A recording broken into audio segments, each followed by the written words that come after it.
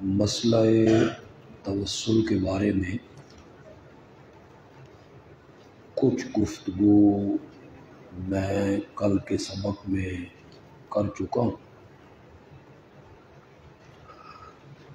توسل کے 3 اقسام جو جائز توسل ہے وہ میں نے ذکر کیے۔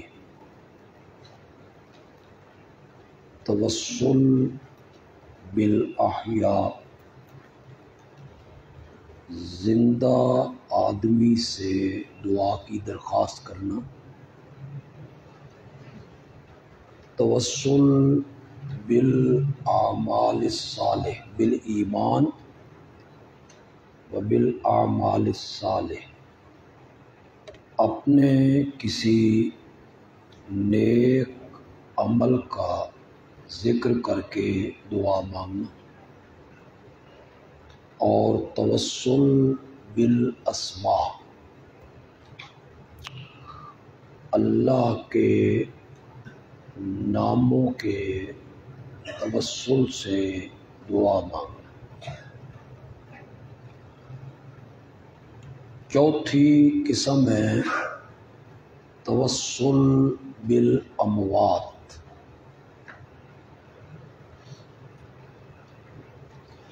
یا بالاشخاص،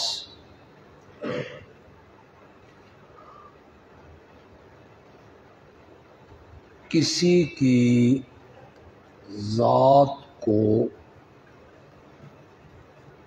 اپنی دعا میں بطور وسیلہ پیش کرنا۔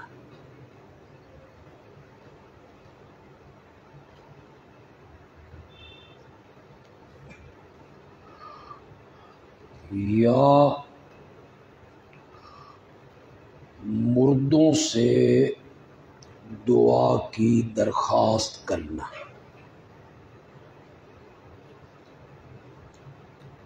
کسی بزرگ کی قبر پہ جا کے یہ کہنا کہ آپ میرے لیے دعا کریں، اسے شریعت اسلامیہ جائز نہیں ٹھہراتی۔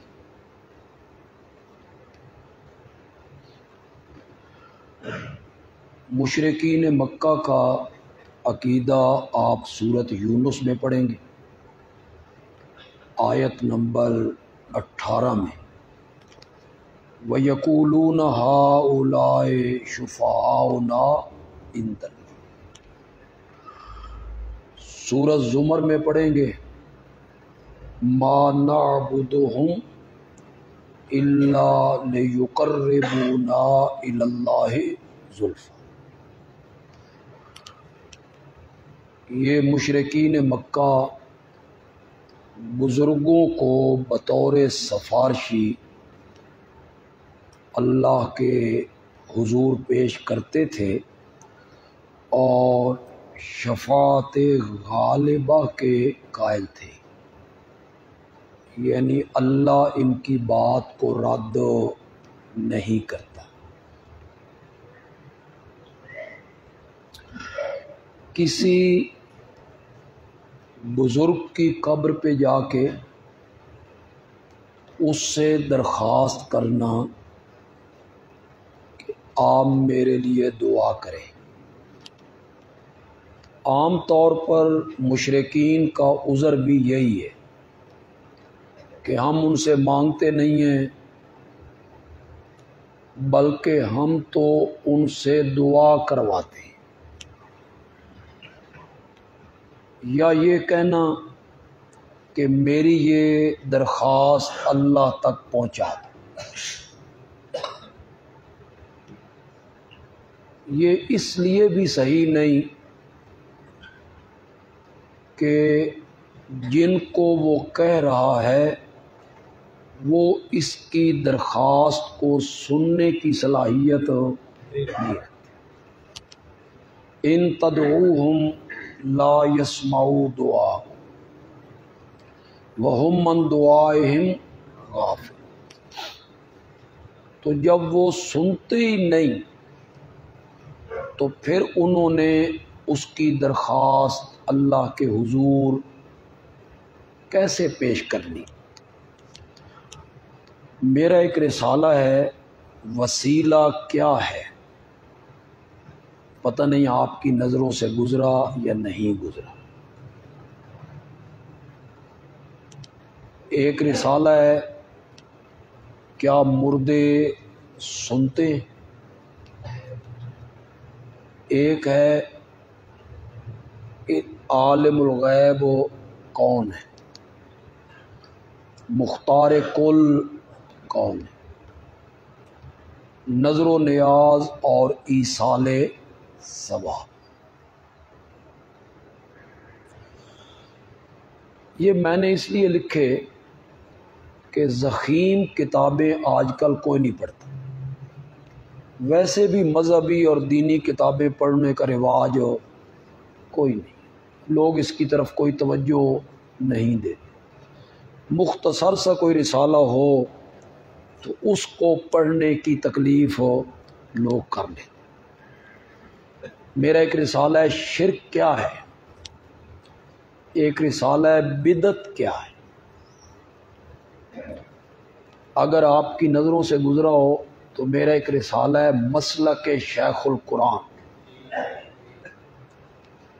فی حیات سید الانس والجان، کہ مولانا غلام اللہ خان رحمت اللہ علیہ کا حیات النبی کے بارے میں مسلک کیا تھا۔ یہ کبھی میں دورے میں اس پر تھوڑی سی روشنی انشاءاللہ ڈال دوں۔ وسیلہ کیا ہے جو رسالہ ہے، اس میں نے یہ ساری بحث، اگرچہ ہے وہ 50 صفحے کا، لیکن اس میں نے ساری بحث باحوالہ کر دی۔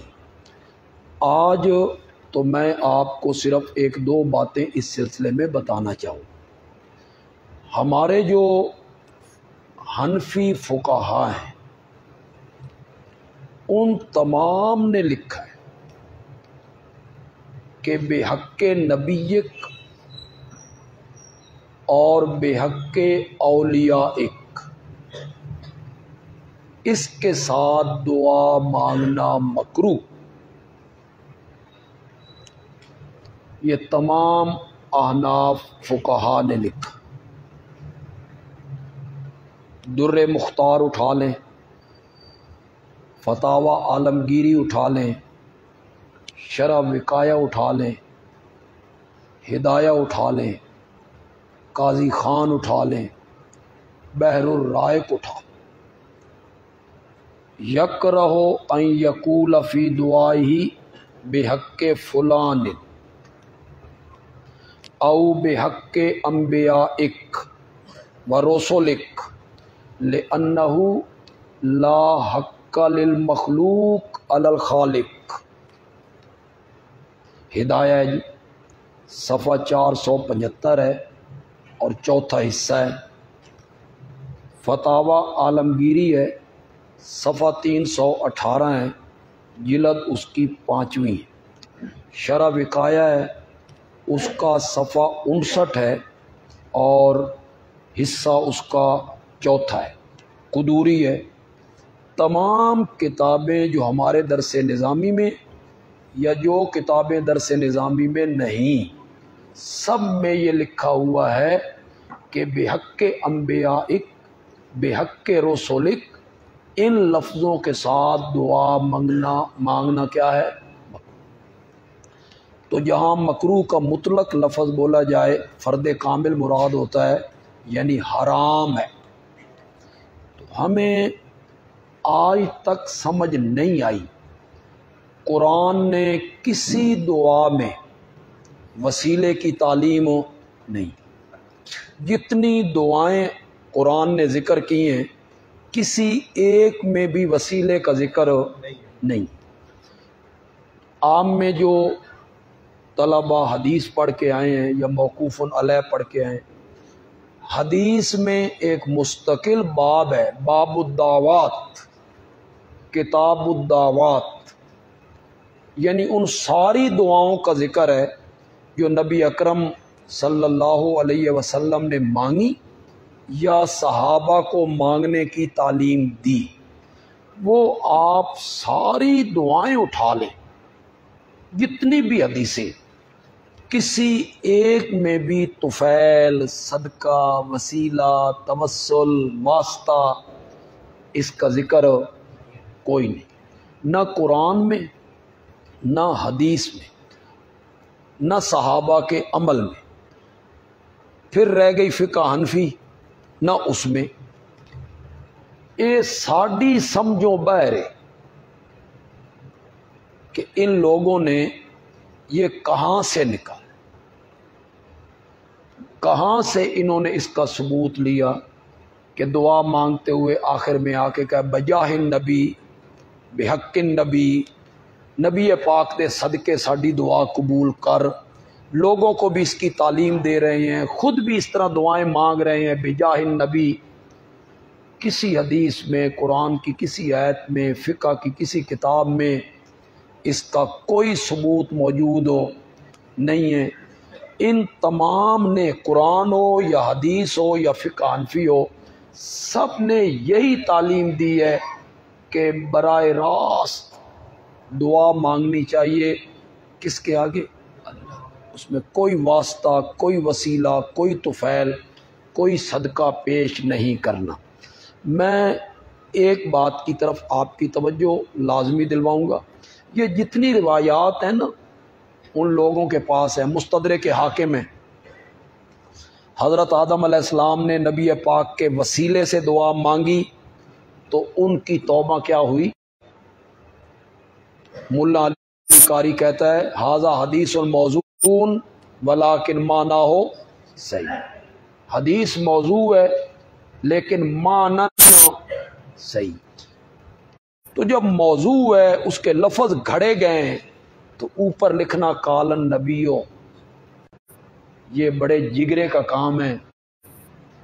کل قیامت کے دن اللہ کے سامنے پیش ہونا ہے، سب حساب وہاں ہو جائیں گے، آپ بھی پہنچیں گے اور ہم بھی پہنچیں گے، تو وہاں سارے حساب ہو جانے ہیں۔ یہاں تو ہمارے متعلق جو آپ نے کہنا ہے کہیں، جتنی نفرت پھیلانی ہے پھیلائیں۔ یہ جو بنوری ٹاؤن کا فتویٰ آیا، یہ ہمارے پاکستان میں اٹ پٹو تے تھلو مفتی نکل، کسی زمانے میں ڈویژن میں کوئی مفتی نہیں ہوتا تھا، 3 ڈویژنوں کا ایک مفتی ہوتا، لوگ سفر کر کے وہاں جاتے تھے۔ مفتی اعظم ہند مولانا مفتی کفایت اللہ دلی میں بیٹھے ہیں، اور حضرت مولانا مفتی عزیز الرحمان دیوبند میں، حضرت مولانا مفتی محمد شفیع دیوبند میں۔ اب جس سے پوچھو وہ کہتا ہے میں مفتی ہوں۔ تو یہ بھی اس طرح کے مفتی ہیں، اور ان کے ہتھے وہ فتویٰ آ گیا، انہوں نے جناب اس پر حاشیہ آرائی کی کہ اشاعت التوحید والے اہل سنت نہیں ہیں، ان کے پیچھے نماز نہیں ہوتی۔ تو جتنی نفرتیں آپ نے پھیلانی ہے پھیلاؤ، کل اللہ کے سامنے سب نے پیش ہونا ہے، آپ نے بھی اور ہم نے بھی، وہاں سارے فیصلے رب کے سامنے ہو جانے انشاءاللہ۔ یہ ساری شکایتیں ہم نے اپنے رب کے سامنے کرنی ہیں کہ یا اللہ ہمارا مقابلہ مشرکین سے تھا، ہمارا مقابلہ مبتدعین سے تھا، لیکن یہ ہماری پیٹھ میں خنجر گھونپا کرتے تھے اور یہ ہمارے راستے کی رکاوٹیں بنا کرتے تھے۔ انہوں نے متنفر کیا لوگوں کو ہم سے کہ یہ اہل سنت نہیں ہیں اور ان کے پیچھے نماز نہیں ہوتی۔ تو یہ روایت موضوع ہے جو حضرت آدم کے وسیلے کی روایت پیش کی جاتی ہے۔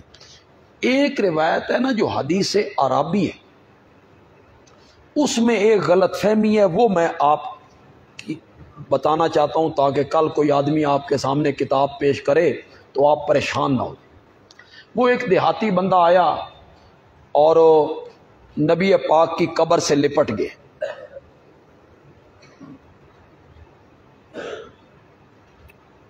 اور قبر پہ گر کے اس نے یہی پڑھا وَلَوْ أَنَّهُمْ إِذْ ظَلَمُوا أَنفُسَهُمْ جَاءُوكَ، تو قبر پہ لپٹ گئے۔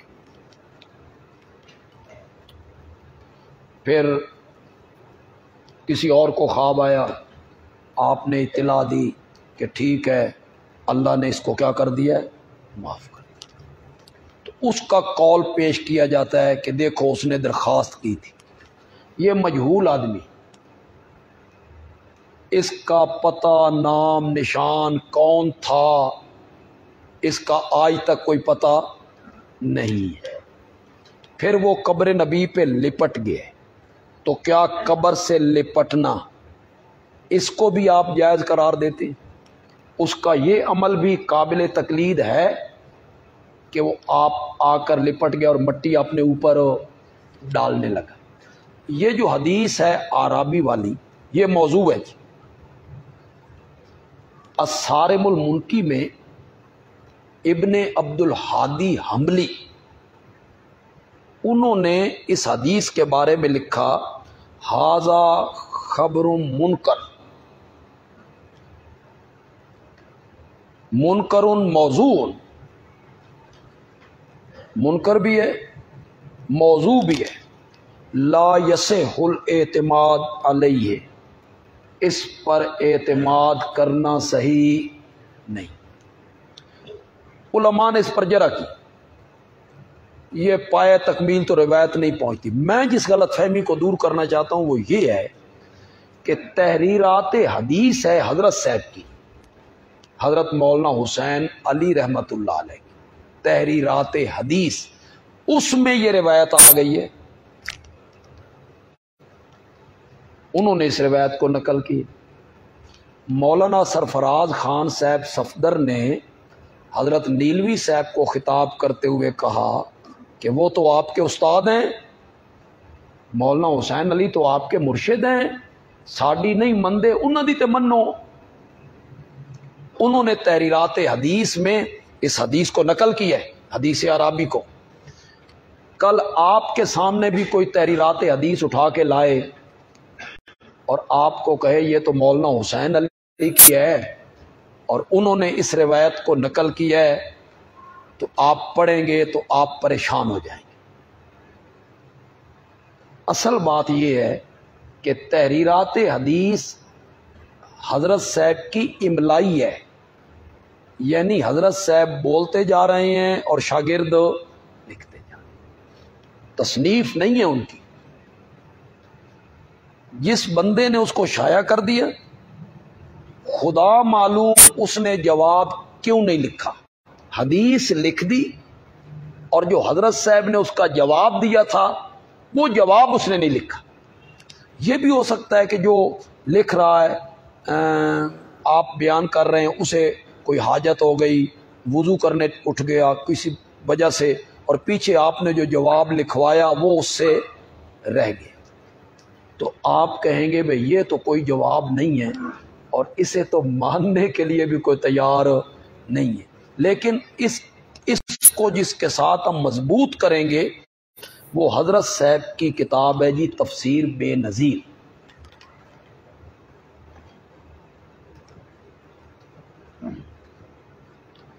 اس کا صفحہ نمبر ہے 181۔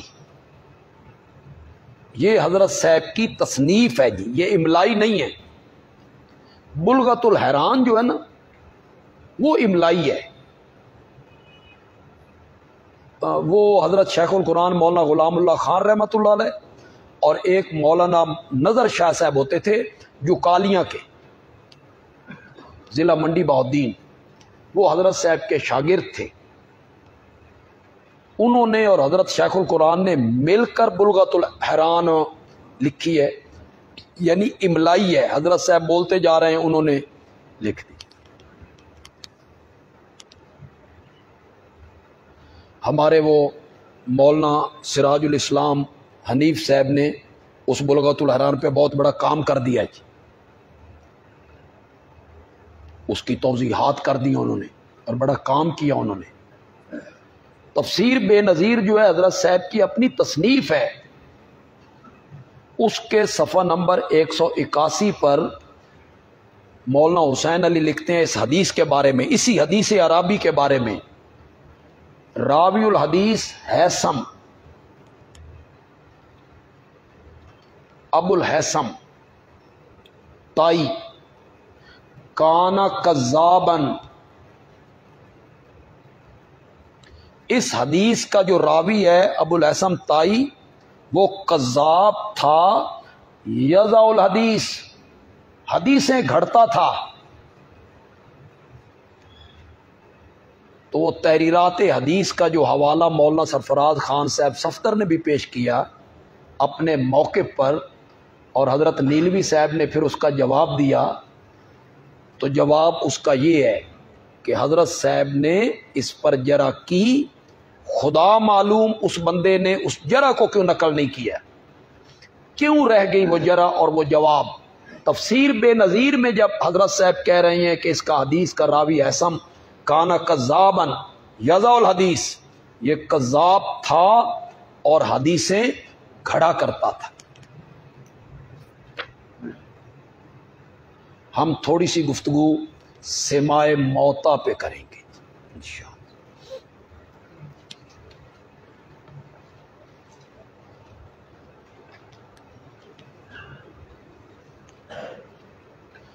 پہلے تھوڑی سی تنقیحات کر لیتے ہیں۔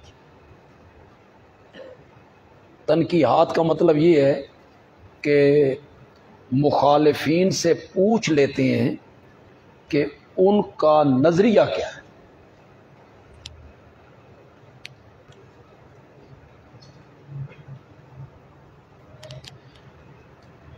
پہلی تنقیح یہ ہے،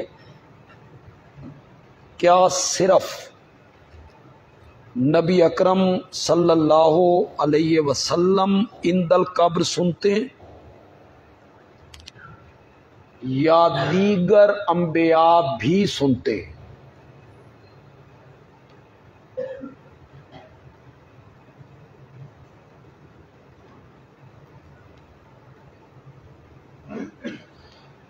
کیا صرف نبی اکرم صلی اللہ علیہ وسلم اور دیگر انبیاء بھی سنتے ہیں اور دیگر مومنین بھی سنتے ہیں؟ عند القبر انہیں بلایا جائے تو سلام کیا جائے، پیغام دیا جائے، دوسرے مومن بھی سنتے ہیں؟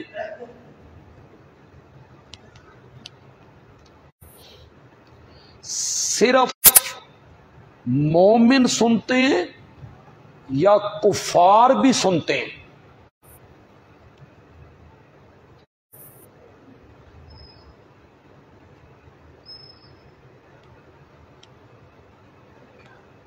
یہ تنقیحات ہیں جی۔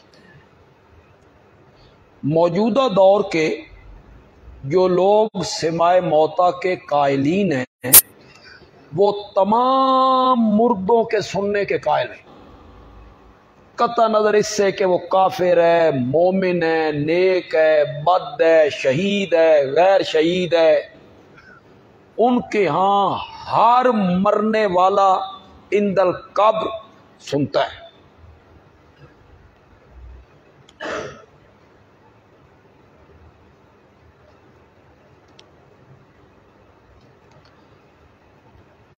یہ جو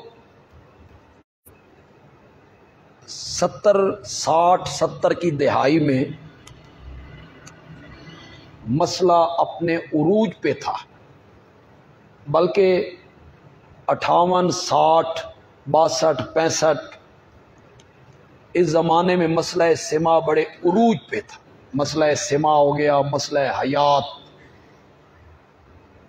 بڑے مناظرے ہو رہے تھے، اکٹھ ہو رہے تھے، چیلنج ہو رہے تھے، کبھی سکھر میں، کبھی ہرنولی میں، کبھی سرگودا میں، کبھی پنڈی میں، کبھی لاہور میں۔ معرکۃ الآراء تھے یہ مسائل اس دور میں۔ اس زمانے میں حضرت نیلوی صاحب رحمۃ اللہ علیہ نے کتاب لکھی شفاء الصدور فی عدم السماع من فی القبور۔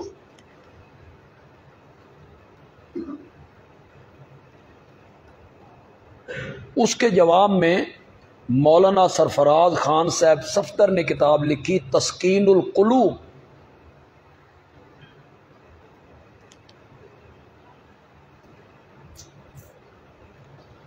جس میں انہوں نے سماع موتا کو بھی لیا، حیات کے مسئلے کو بھی لیا، ان تمام مسائل کو انہوں نے لیا۔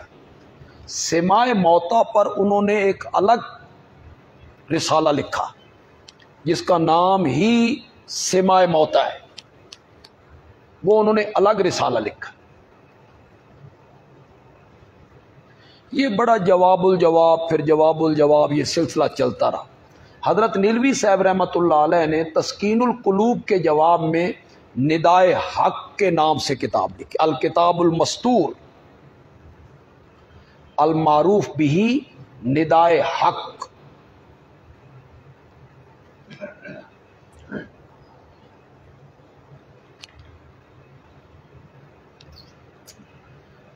ہمارے جھنگ میں ایک عالم ہوتے تھے مولانا شیر محمد جھنگوی،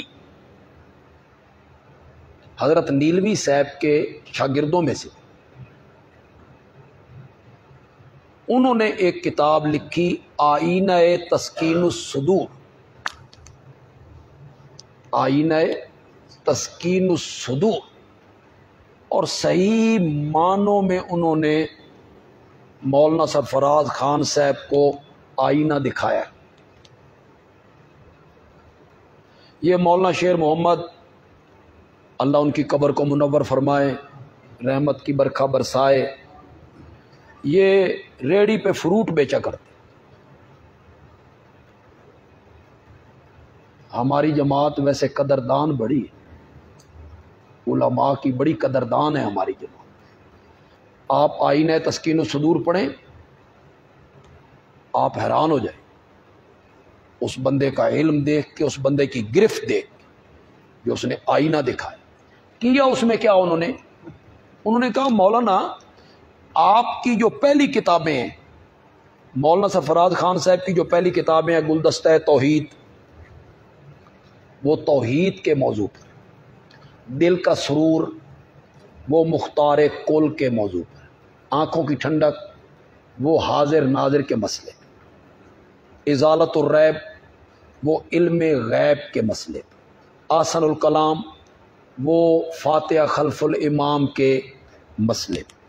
یہ مولانا کی تصنیفات ہیں، اس کے علاوہ بھی ان کی تصنیفات ہیں۔ رائے سنت، بدعات کے رد میں رائے سنت۔ تو مولانا شیر محمد صاحب نے بس کیا یہ کہ انہوں نے یہ ثابت کیا کہ حضرت آپ نے گلدستہ توحید میں تو یہ لکھا تھا، اور تسکین القلوب اس میں آپ نے یہ لکھ دی ہے، وہ بات آپ کی صحیح ہے کہ یہ صحیح ہے؟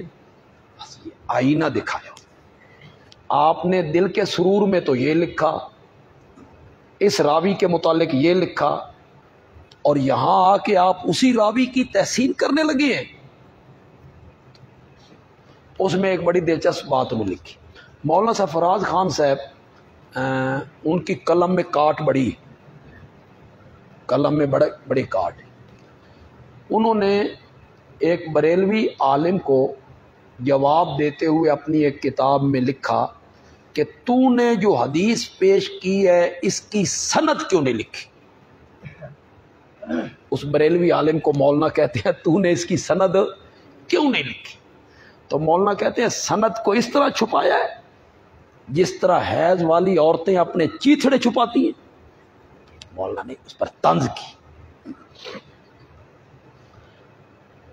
تسکین القلوب میں مولانا جو چھٹی حدیث لے کے آئے ہیں کہ حضرت عیسیٰ قبر منور پہ آئیں گے، سلام کریں گے، اندر سے جواب آئے گا، یہ حدیث اس کی مولانا نے سند نہیں لکھی۔ پہلی حدیثوں کی سند لکھی، اس کی سند نہیں لکھی۔ کیوں نہیں لکھی؟ مولانا آسن الکلام میں یہ کہہ چکے تھے کہ محمد ابن اسحاق جو راوی ہے فاتح خلف الامام کا، دجال من الدجاجلہ، وہ دجالوں میں سے ایک دجال ہے، اس کا بھی وہی راوی تھا۔ تو مولانا کو یہ خطرہ ہوا کہ وہ تو پھر کہہ گیا یہ تو دجال من الدجاجل ہے. تو مولانا شیر محمد سے نے کہا حضرت آپ نے اس کی سند کو اس طرح چھپایا ہے جس طرح حیض والی عورتیں اپنے چیچڑے چھپایا کرتی. تو وہی بات وہ جواب میں کہہ دیا کرتے تھے. کہیں تسکین القلوب، تسکین الصدور، مولانا سرفراز صاحب کی کتاب تسکین الصدور. ہاں تسکین القلوب تو حضرت قاضی صاحب کی کتاب کا نام، حضرت قاضی شمس الدین، انہوں نے پھر تسکین القلوب کے نام سے کتاب لکھی جو مولانا سرفراز صاحب کی کتاب کے جواب میں تھی. حضرت قاضی شمس الدین رحمۃ اللہ علیہ نے اس کے علاوہ اور بھی کتابیں لکھی. مسالک العلماء فی حیات الانبیاء حضرت قاضی شمس الدین، القول الجلی فی حیات النبی، یہ حضرت قاضی صاحب کی کتابیں ہیں. میرا خیال ہے آل اشاعت والے نے چھاپ دی، آل اشاعت اکیڈمی جو ہے پشاور کی، انہوں نے یہ کتابیں چھاپ دی. تو مولانا سرفراز خان صاحب نے جو سماع موتا کے نام پہ کتاب لکھی اس میں یہ بات لکھی جی، ذرا اسے نوٹ کریں جی.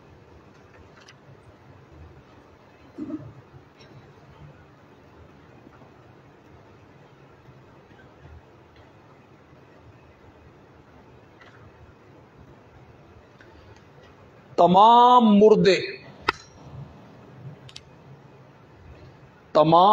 مردے عام اس سے کہ وہ مومن ہوں یا کافر، تمام مردے عام اس سے کہ وہ مومن ہوں یا کافر، علم، شعور، ادراک، سننے، اعمال کے پیش ہونے، زیارت کنندہ کے سلام کا جواب دینے میں برابر اور یکساں ہیں.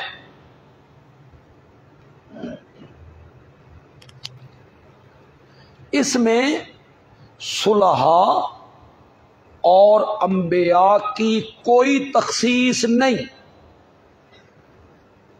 اس میں صلحاء اور انبیاء کی کوئی تخصیص نہیں کہ انبیاء سنتے ہیں یا نیک بندے سنتے ہیں. وہ کہتے ہیں ہر مرنے والا چاہے مومن ہو یا کافر، ادراک، شعور، لفظ دیکھیے جناب، بلکہ انہوں نے یہ سماع موتا، یہ جو میں نے آپ کو حوالہ لکھایا 221 صفحہ نمبر 221 ہے اس کی،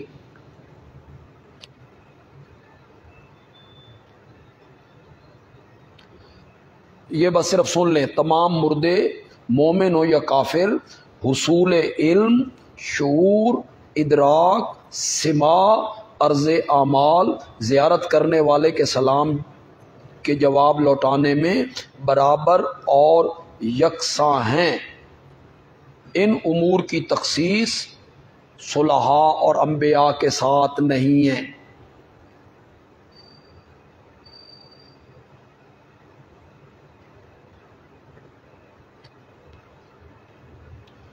تو یہ طے ہو گیا کہ یہ لوگ صرف انبیاء کے سماع کے قائل نہیں ہیں، بلکہ یہ تمام مردوں کے سماع کے قائل ہیں، چاہے وہ مومن ہو چاہے وہ کافر ہو. آئیے جی، اس پر کوئی دلیل چاہیے جی. مردوں کے سننے پر کہ ہر مرنے والا دنیا والے کے کلام کو بعد از دفن سنتا ہے، اس پر کوئی دلیل چاہیے، اور دلیل بھی قطعی ہونی چاہیے. عقیدہ ہے تو عقیدہ ظنی دلائل سے تو ثابت نہیں نہ ہوتا، عقیدہ ثابت ہوتا ہے قطعی دلائل سے. مولانا سرفراز خان صاحب صفدر نے جو کتابیں بریلوی حضرات کے خلاف لکھی، ان میں انہوں نے بڑے اصول بڑے اصول انہوں نے پیش کیے. ایک عبارت ان کی دیکھیے جی، یہ ازالت الریب ہے جی، صفحہ 239 ہے جی. یہ ازالت الریب علم غیب کے عنوان پر بہت اچھی کتاب ہے. جو چیز تعریف کے لائق ہے اس کی تعریف کرنے میں بندے کو بخل نہیں کرنا چاہیے. ازالت الریب علم غیب کے عنوان اور موضوع پر بہت زبردست کتاب ہے، ہمارے زیر مطالعہ رہتی بھی ہے. تبرید النواظر صفحہ 22، ازالت الریب صفحہ 239. اس میں وہ اپنے مخالفین جو بریلوی طبقہ کے لوگ تھے انہیں ایک اصول اور ضابطہ بتانا چاہتے ہیں.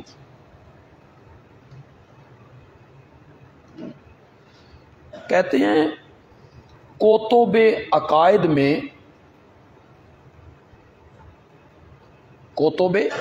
عقائد میں یہ مسئلہ وضاحت کے ساتھ لکھا ہوا ہے. کتب عقائد میں یہ مسئلہ وضاحت کے ساتھ لکھا ہوا ہے کہ عقیدے کے اس بات کے لیے، کوئی عقیدہ ہے نا آپ کا، اس کو ثابت کرنے کے لیے خبر واحد صحیح بھی کافی نہیں. خبر واحد صحیح بھی کافی نہیں، یعنی خبر واحد جو بالکل صحیح ہو، اس پر کوئی جرح نہ ہو، وہ بھی عقیدے کے اس بات کے لیے کافی نہیں. آگے لکھتے ہیں قارئین کرام، آپ سمجھ چکے ہوں گے کہ عقیدہ اور چیز ہے، عقیدت اور چیز ہے. عقیدہ اور چیز ہے اور عقیدت اور چیز ہے. عقیدے کے اس بات کے لیے، عقیدے کے اس بات کے لیے کوئی قطعی نص یعنی قرآن کی واضح آیت یا خبر متواتر درکار ہے. خبر واحد نہیں، خبر مشہورہ درکار ہے.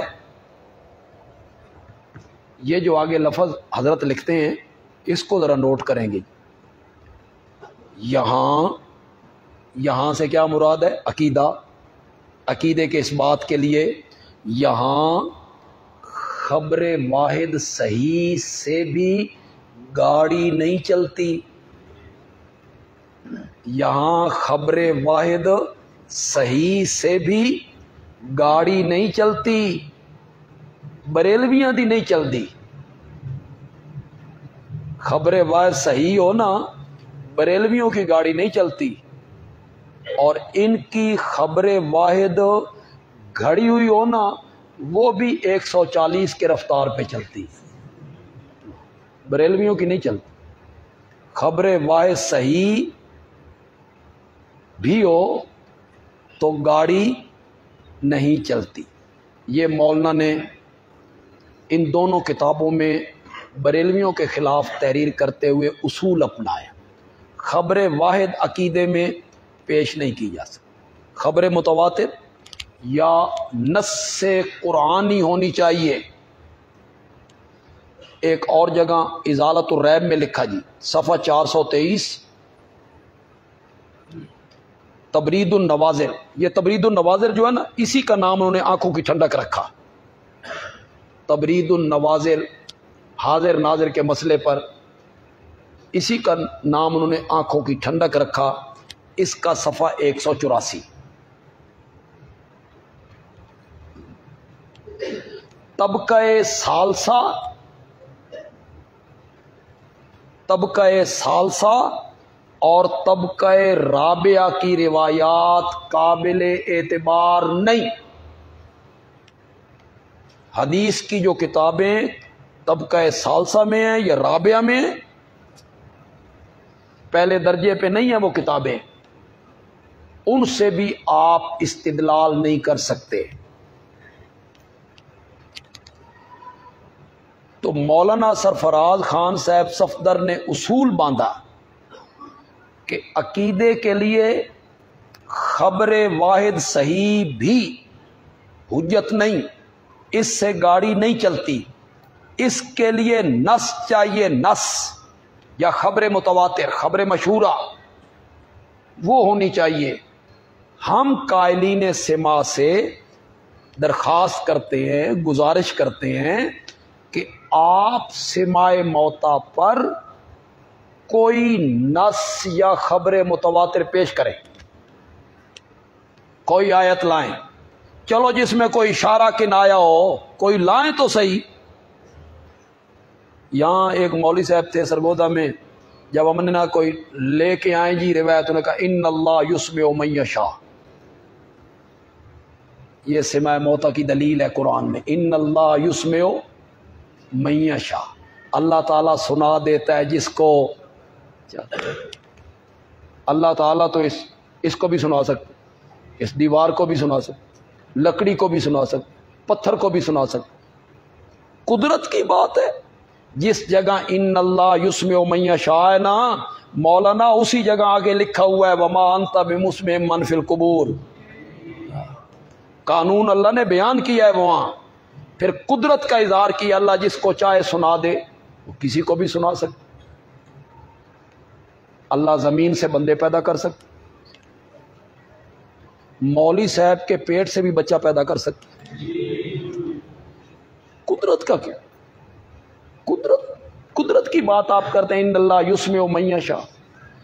قانون لائیے، کوئی دلیل لائیے اس پر، اشارہ کنایا ہوتا ہو مردوں کے سننے کا، تمہارے پاس نہیں ہے تو پھر ہمارے پاس آؤ، ہم تمہیں مردوں کے نہ سننے پر ایک نہیں 3 واضح دلیلیں پیش کریں گے۔ مردوں کے نہ سننے پر، آپ مردوں کے سننے پر ایک لائیں، کوئی ایک روایت، کوئی ایک حدیث، ورنہ آپ ہمارے پاس آئیں، ہم آپ کو 3 آیتیں قرآن پاک سے دکھا دیں۔ ایک بات ذہن میں رکھیں،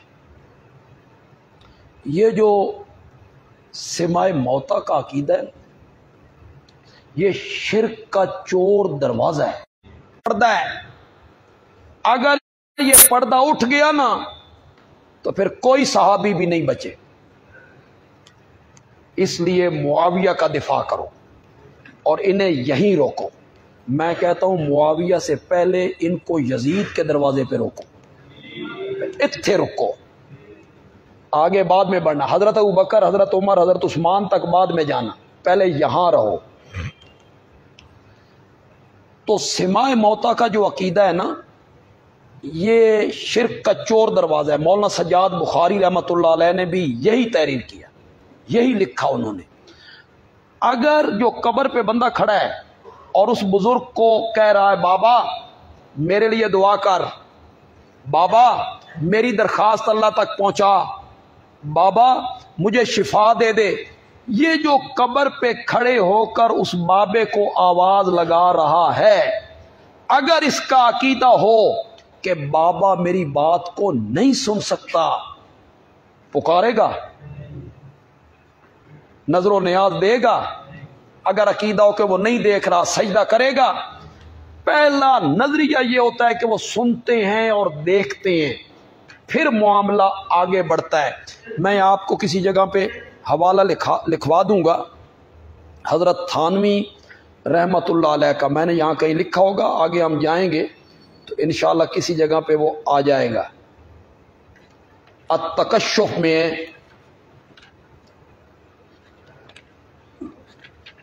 التکشف حضرت تھانوی کی کتاب ہے التکشف، صفحہ 427 ہے، 427۔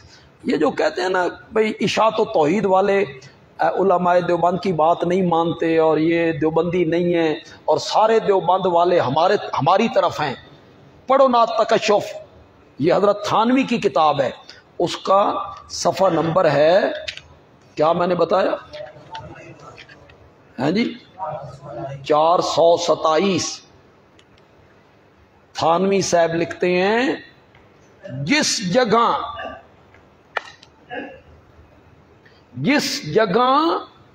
سماع موتا کے عقیدے سے شرک کے پھیلنے کا خطرہ ہو وہاں انکار سماع واجب ہے۔ لفظوں پہ ذرا غور کریں جناب، وہاں انکار سماع کیا ہے؟ جس جگہ خطرہ ہو سماع موتا کے عقیدے سے شرک کے پھیلنے کا۔ کیوں جی آج کل مردوں کے سننے کا جو عقیدہ ہے اس سے شرک کے پھیلنے کا خطرہ نہیں ہے؟ شرک سارا پھیل ہی اسی عقیدے سے رہا ہے۔ پہلا نظریہ ہوتا ہے کہ وہ ہماری بات سنتے ہیں، سلام سنتے ہیں، پکار سنتے ہیں، ہماری ندا آواز سن رہے ہیں، پھر آگے شرک کی طرف جاتے ہیں۔ تو حضرت تھانوی رحمۃ اللہ علیہ فرماتے ہیں جس جگہ پہ مردوں کے سننے کے عقیدے سے شرک کے پھیلنے کا خطرہ ہو وہاں انکار سماع واجب ہے۔ یہ تھانوی حضرات کہاں رہتے ہیں جی؟ اس کو نہیں پڑھتے؟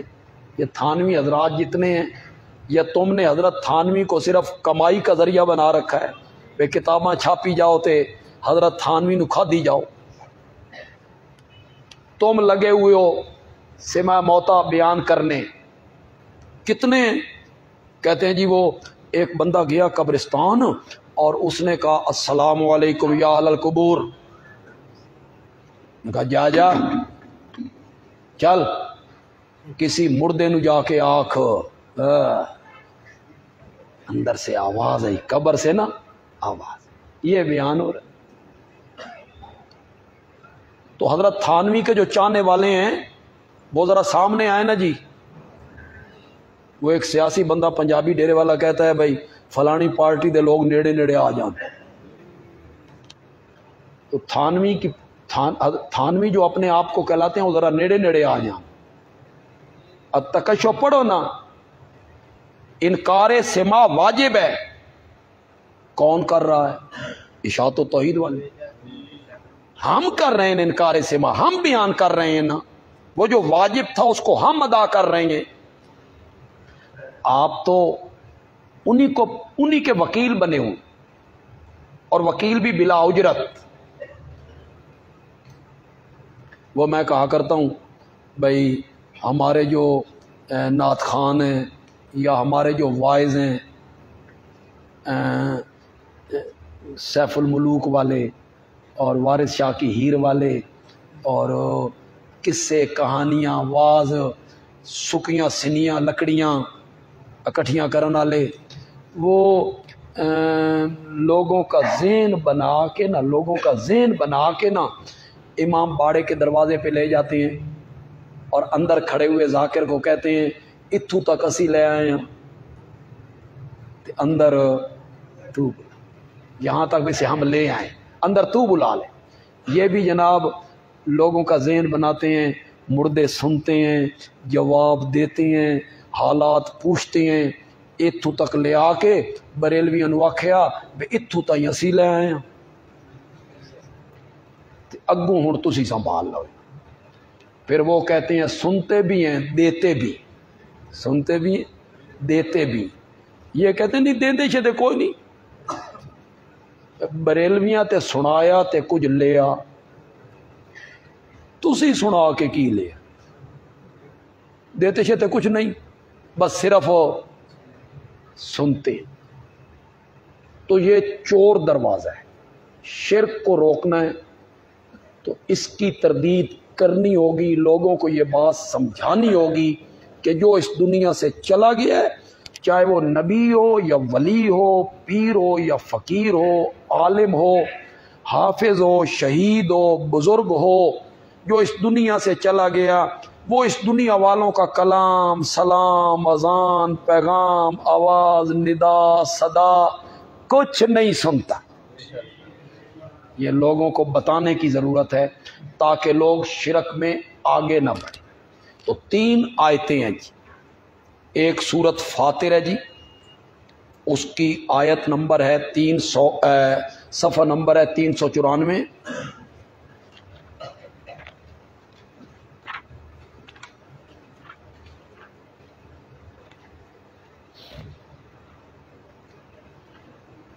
आयत नंबर है जी 22, सूरत फातिर आयत नंबर 22, सफ़ा नंबर 394 जो हमारे पास कुरान है जी।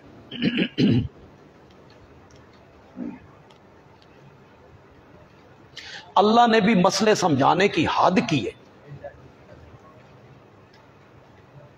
जो चीजें बराबर नहीं है ना, उनको अल्लाह ने पहले जिक्र किया कि मामूली अक्ल रखने वाला बंदा भी समझ जाए। वमा यस्तविल आमा वल बसीर, देखने वाला और अंधा बराबर नहीं। अब कोई कह सकता है कि वो अंधा और देखने वाला बराबर हो सकते हैं? अल्लाह ने पहले उनको बतौर मिसाल पेश किया।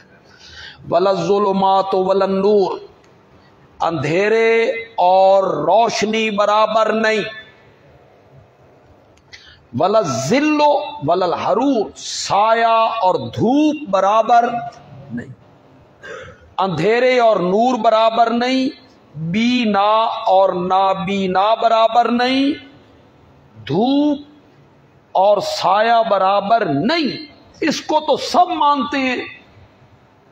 आगे फरमाया वमा यस्तविल अहयाओ वलल अमवात, मुर्दे और जिंदे भी बराबर नहीं। यहां मौलाना ने कहा शऊर में, इदराक में, फहम में, सिमा में और सलाम के जवाब देने में मुर्दे और जिंदे बराबर हैं। आगे लिखते हैं यही गुर की बात है, यही गुर की बात है, बराबर हैं। और यहां कुरान क्या कहता है? वमा यस्तविल अहयाओ वलल अमवात, जिस तरह अंधा और देखने वाला बराबर नहीं, इसी तरह जिंदे और मुर्दे भी बराबर नहीं। इन्नल्लाह युस्मिउ मन यशा, बेशक अल्लाह सुना देता है जिसको चाहता है, उसकी कुदरत है। वमा अंता बेमुस्मिइन मन फिल कुबूर, मेरे पैगंबर जो कब्रों में हैं तू भी उन्हें नहीं सुना सकता। वमा अंता बेमुस्मिइन मन फिल कुबूर, कब्रों में पड़े हुओं को मेरे पैगंबर तू भी नहीं सुना सकता। जिसका काम ही सुनाना है, जिसको भेजा इसलिए गया था कि सुनाओ, तो मेरे पैगंबर आप भी कब्रों में पड़े हुओं को सुना नहीं सकते। सफ़ा नंबर 346 है जी।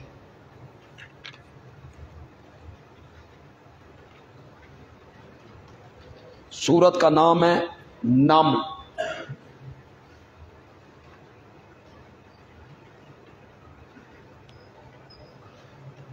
सूरत नम, आयत नंबर है 80।